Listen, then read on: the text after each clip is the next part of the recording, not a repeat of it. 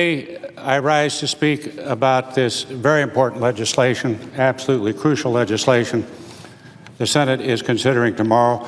Like so many Americans, I agree that we have a responsibility to protect those who cannot defend themselves.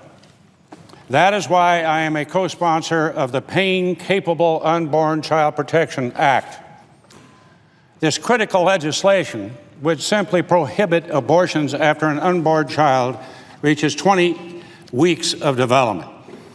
Scientific evidence, Senator Grassley reported about that, has shown that after 20 weeks, a child's brain has developed to a point where they can experience pain.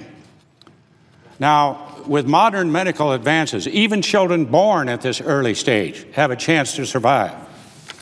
It is appalling that the United States is one of only 7 countries, Mr. President, where elective abortions after 20 weeks are legal.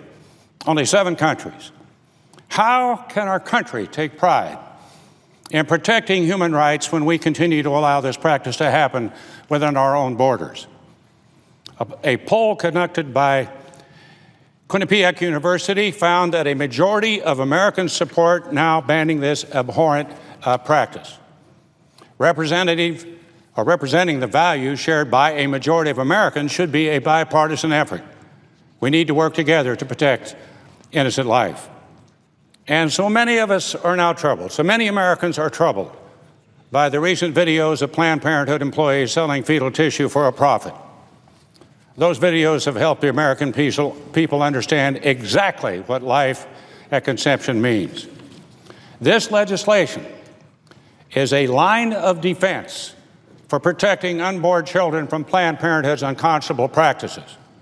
I want to commend the states that have stopped this practice in the absence of federal law. 13 states maintain prohibitions of abortions at 20 weeks. This includes my home state of Kansas. It is now time for the Senate to act and ensure that this practice is banned all across the nation.